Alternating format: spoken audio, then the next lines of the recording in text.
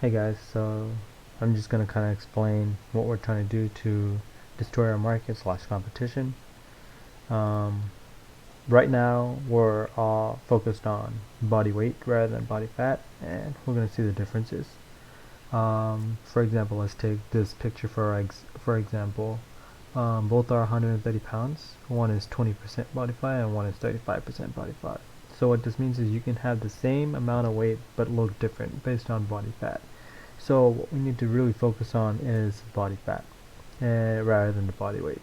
Yes, body weight will go down as the body fat goes down, but it will vary between what your goal is if you're trying to maintain weight or if you're trying to increase weight based on muscle mass. So that's what it is. So a good way to kind of explain, why I like, for example, I've had clients who did a lot of cardio. They would do 5 days worth of cardio and they would see their body weight go down, but they would look the same. The reason why is the human body is made up of 50 to 65% of water. So what that means is, let's say you eat healthy for those 5 days, you're burning the water weight. So you so basically when you burn those body weight, your body weight actually goes down rather than the body fat. Of course your body fat will go down, but it won't be as much as if you were lifting weight. um, 1 pound of fat consists of 35,000 calories.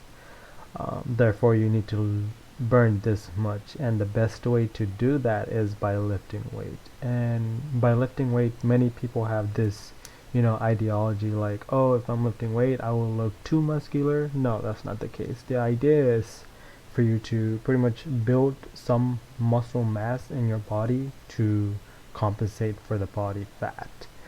As you can see, it's just kind of explaining the difference between these two. The main key point is this is going to be in percentage weight and this is going to be in pounds. Um, and in this you can see it's kind of explaining fat is an inactive substance that is simply a stored form of energy because muscle tissue burns more calories than the fat. A person who has more muscle will have a higher metabolism than someone who weighs the same but has higher proportion of body fat. So the best way to kind of like look at that is for this person to lose the fat, they might have to cut down on how much they eat. So let's say 130, I don't know the math right on top of the head, they might have to eat roughly around 1800, where this person might have to eat roughly around 2200. So the reason why it differentiates out is because for this person to lose fat, you have to build muscle as well as lose the body fat percentage as well. This person is just retaining the muscles. So the more muscle you have, the higher metabolism, as explained here. So your body will be just burning calories right when you lift, as where this person doesn't have enough muscles to carry on the calories that is intaked.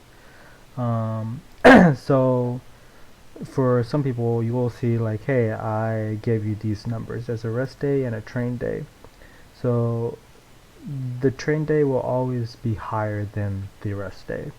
The rest day is these two calories um, do will be higher than usual. You don't have to always reach this amount, but your goal is to reach these amounts.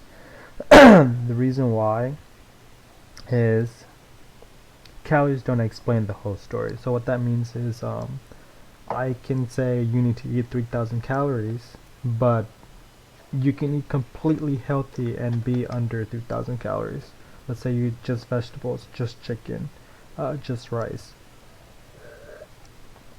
If you do just that, you will be under 3,000 calories, but you will for sure hit your protein, you will for sure hit your fat, and you will for sure hit your carbs. As where, like, let's say I ask you to eat 2,200 calories and you eat McChicken with a double cheeseburger, and then the rest you eat protein, let's say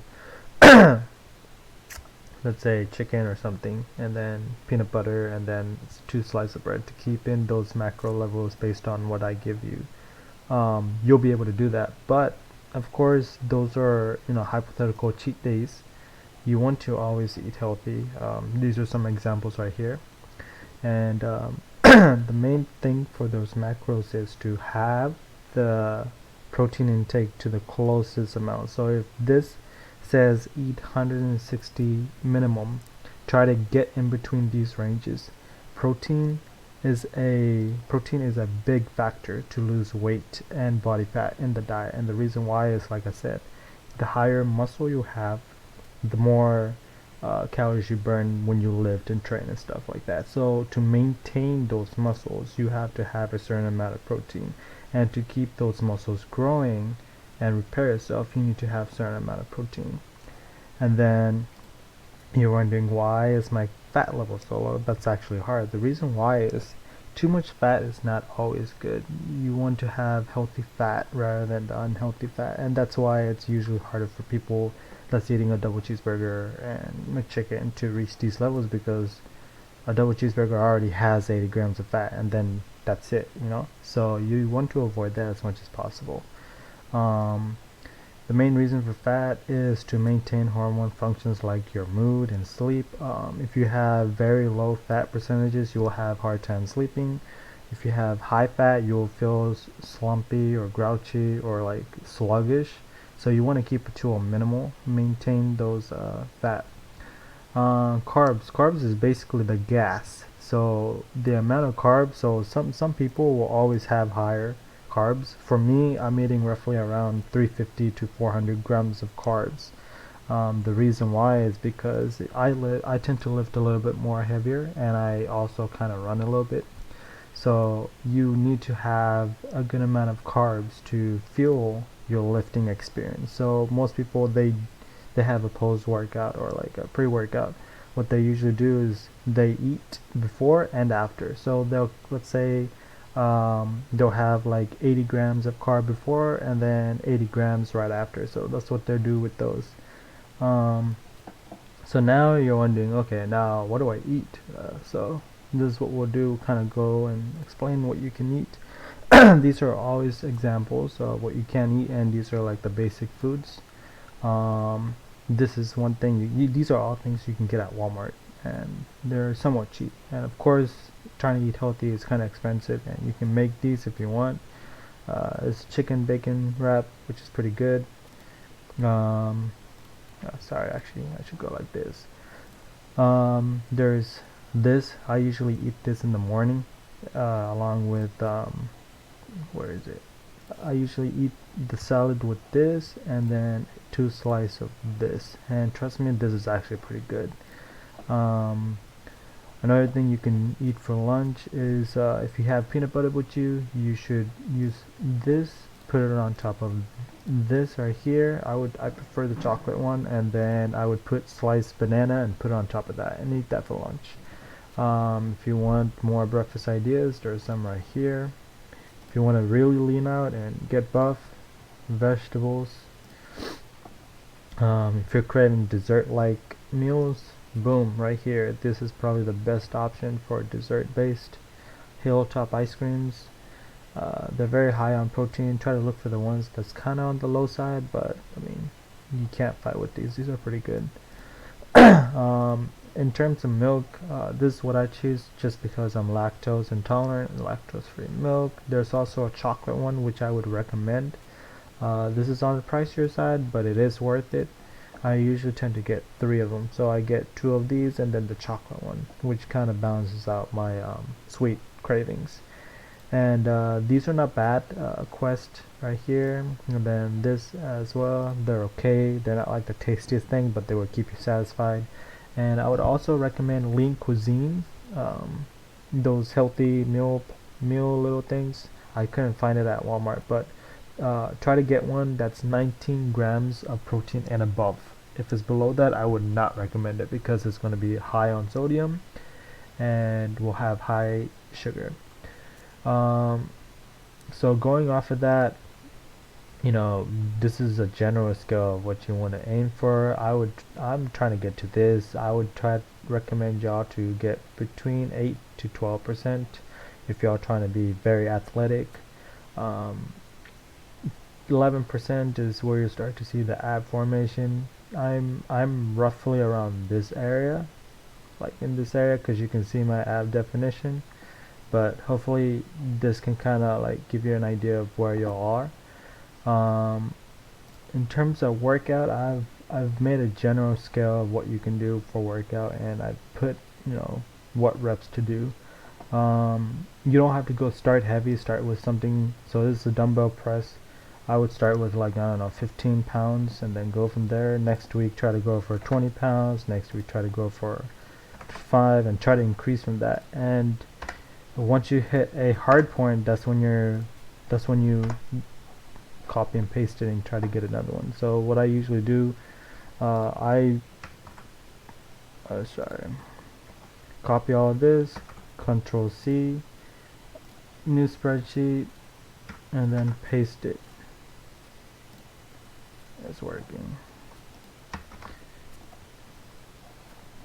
It's working. There it is, right there. And then use this to your advantage. Save it as something and try to keep track. And once you're done, once you're at the end, just tell me, let me see the results, and then I'll switch out the workouts to, you know, maintain it.